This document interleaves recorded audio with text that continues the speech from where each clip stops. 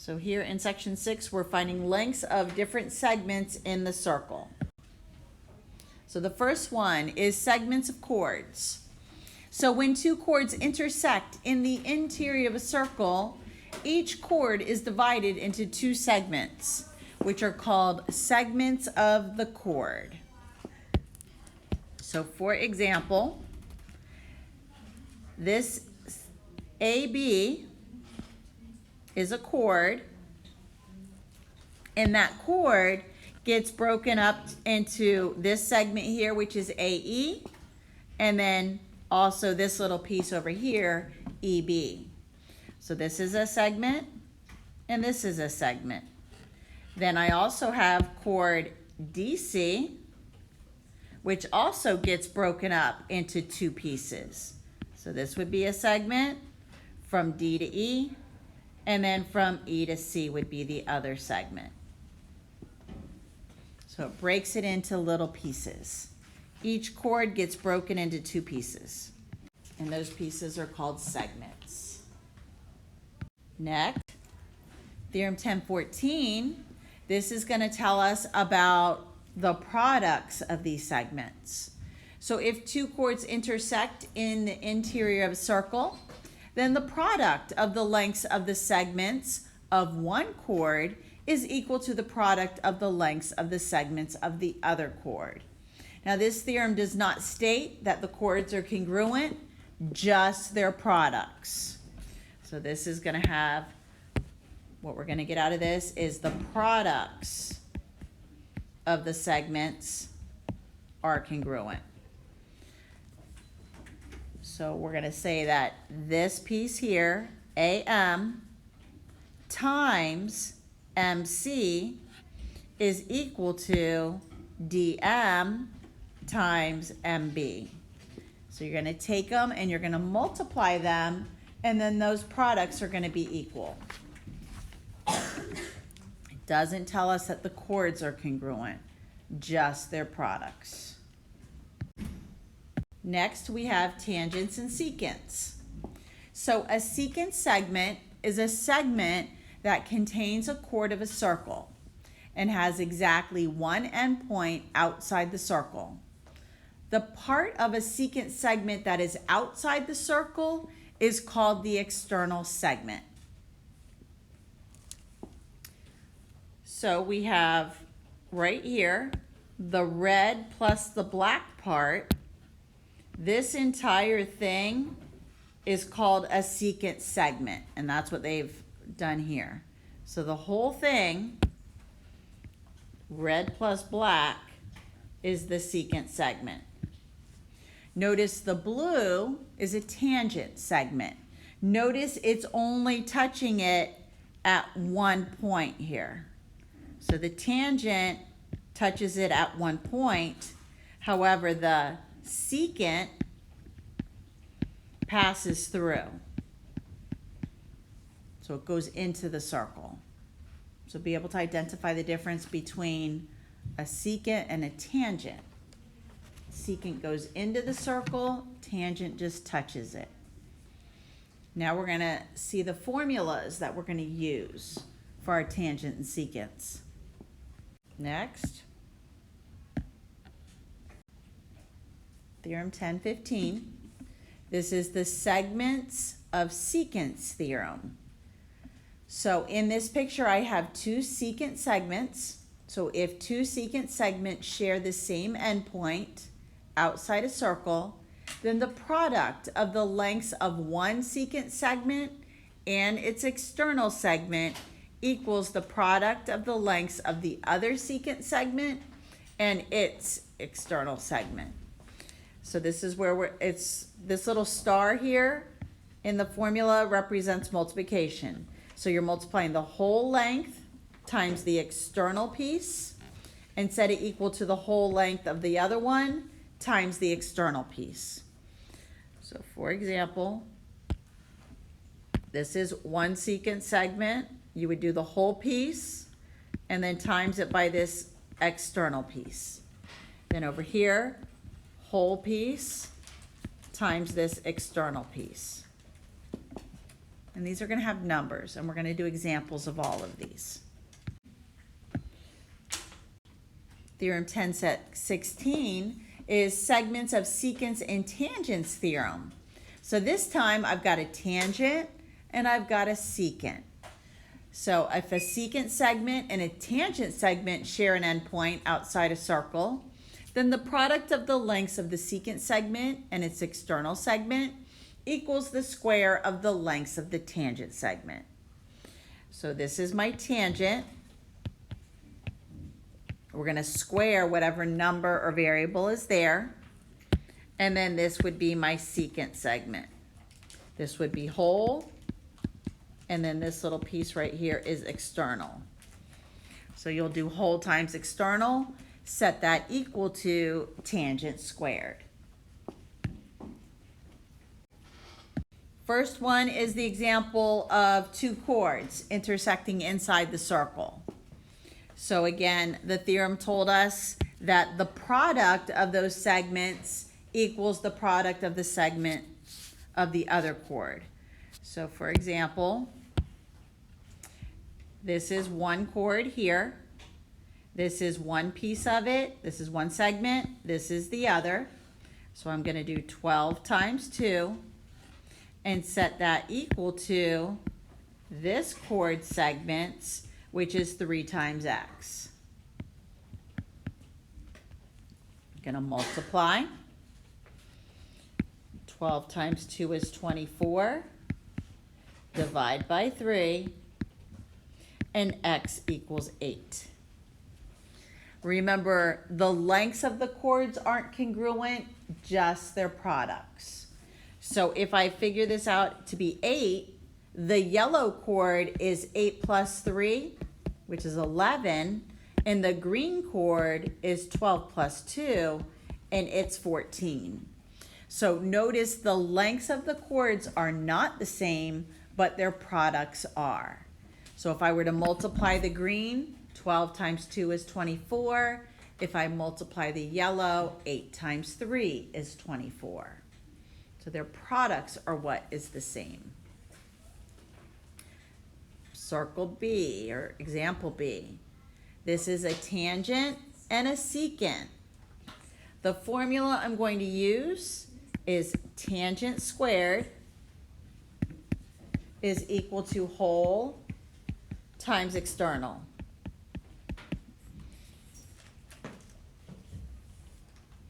This is the tangent. The whole is 18 plus 6. And the 6 is the external. So x squared is equal to 24 times 6. 24 times 6 is 144. In order to solve for an x squared, I need to square root both sides. So x equals plus and minus the square root of 144, which is 12. Now, because my value of x, or x is actually a segment, I'm going to throw away the negative answer because I don't want to measure, or I can't measure, a negative segment. So the final answer here is just x equals 12. This is two secants. So the formula for two secants is going to be whole times external is equal to whole times external.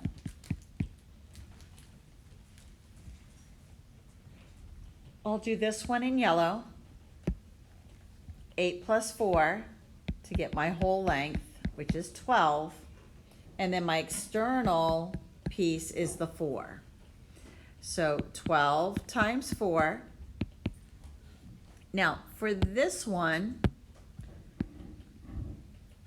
I'll put it here. My whole is going to be x plus 6. My external piece is the 6. So I'm going to do x plus 6 times the external piece, which is 6. I'm going to multiply. 12 times 4 is 48. I'm going to distribute. And now I have an equation to solve. I'm going to subtract 36. Divide by 6. And x equals 2. Last example. This is a tangent and a secant. So that formula is tangent squared is equal to whole times external. So my tangent is 10. So 10 squared. The length of this whole secant is going to be 2x plus x, which is 3x. And then the external piece is the x.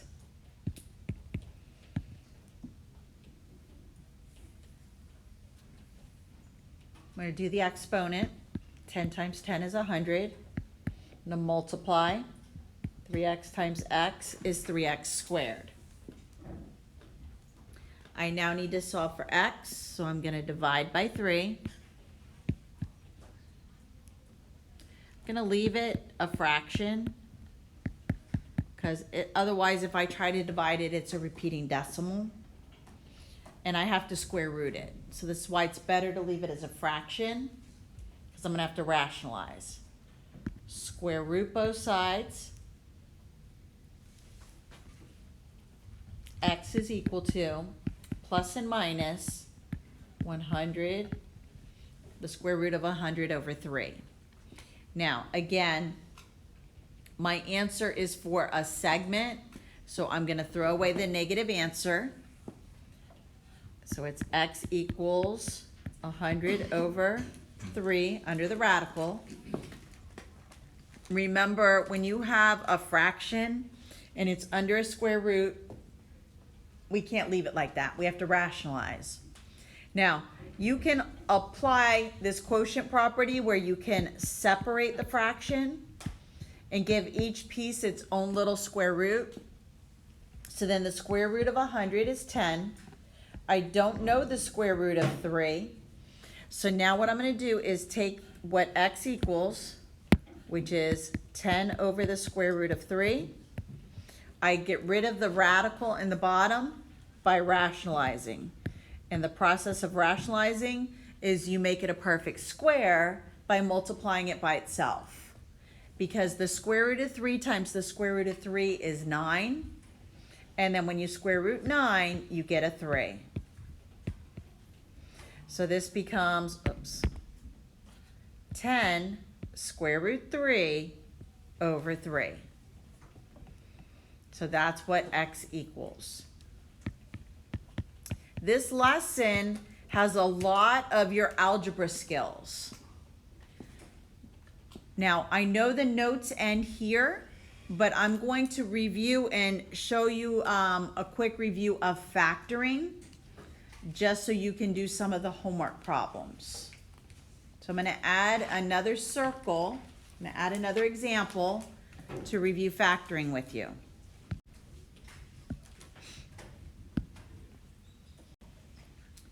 I'm going to draw a circle with two secants.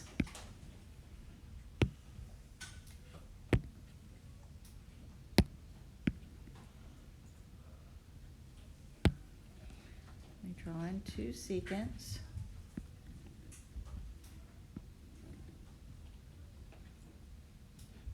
So I'm going to say this is 8, 4, 2, and x.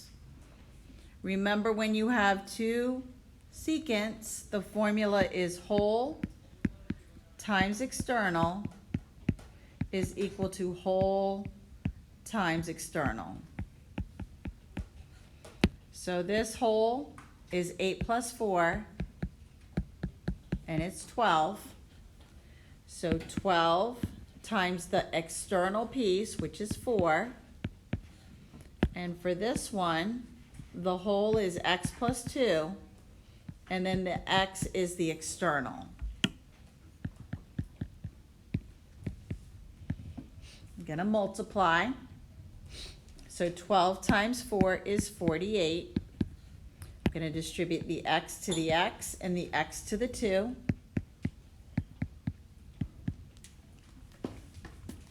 I now need to solve for x.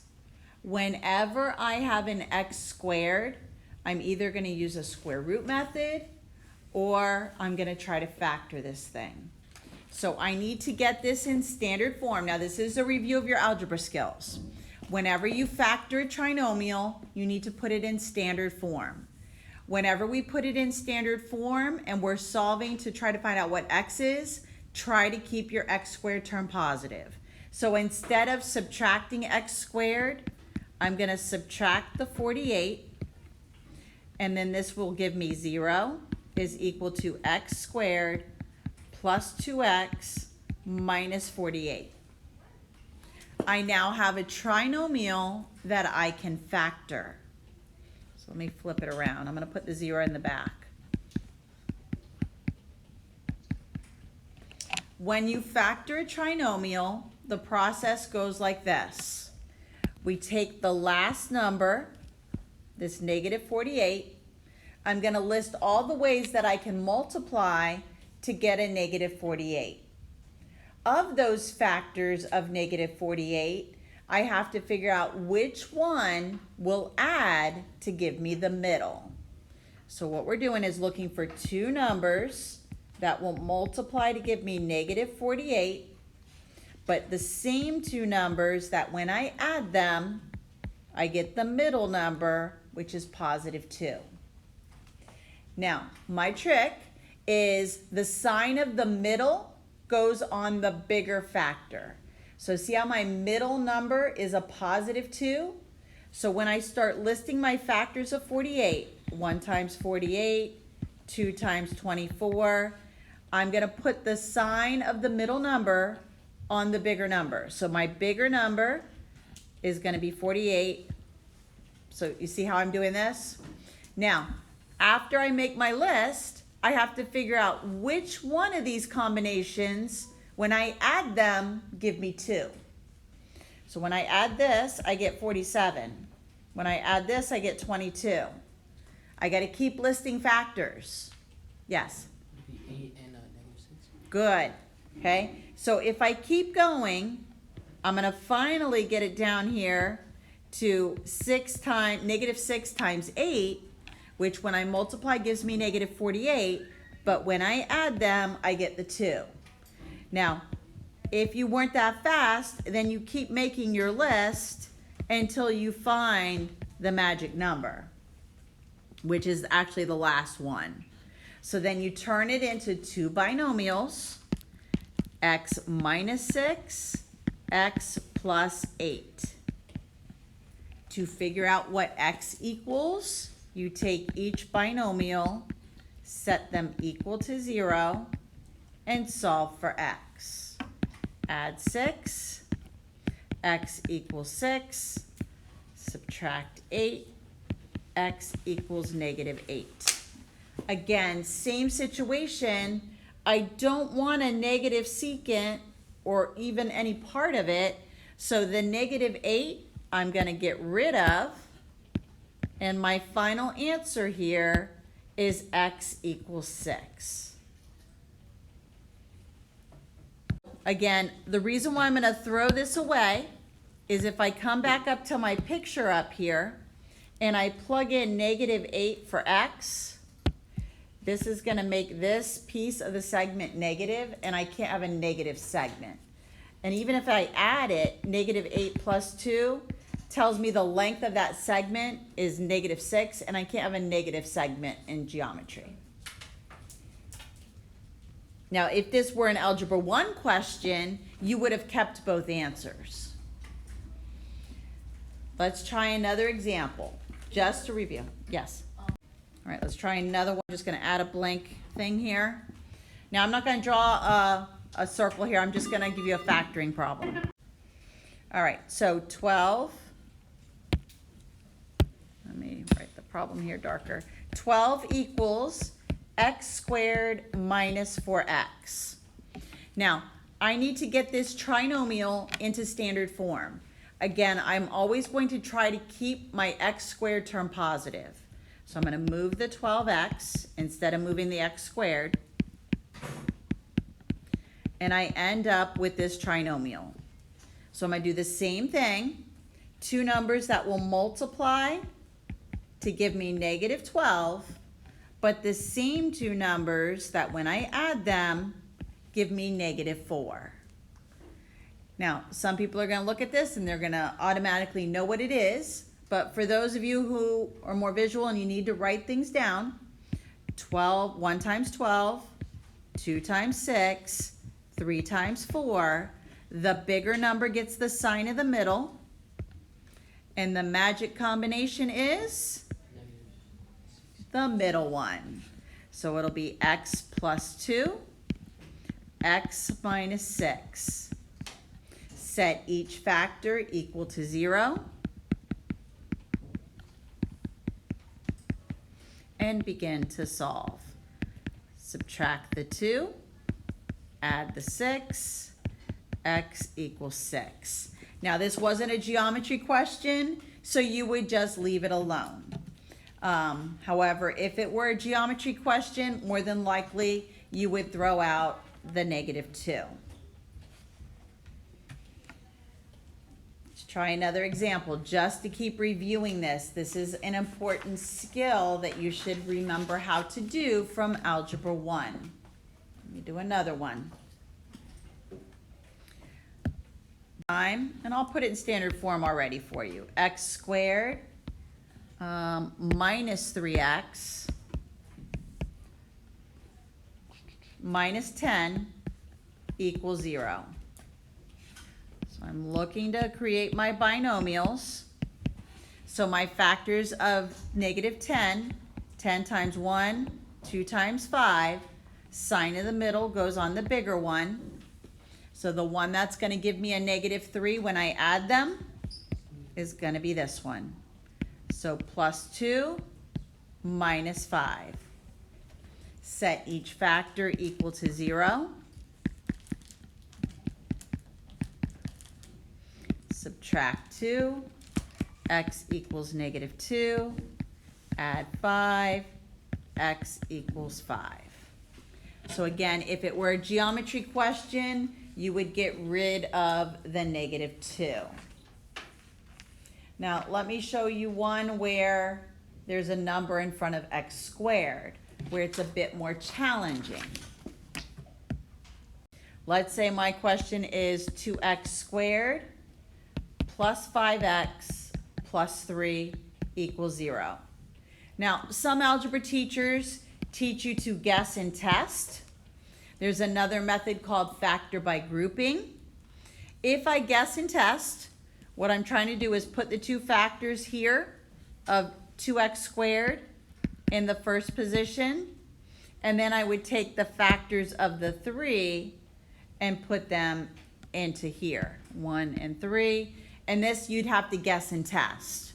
So this is actually the answer, and then you set each equal to 0. 2x plus 3 equals 0, x plus 1 equals 0. Subtract 3, 2x equals negative 3, divide, x equals negative 3 over 2, and x equals negative 1. Now, in a scenario like this, chances are neither of these may work, one may work.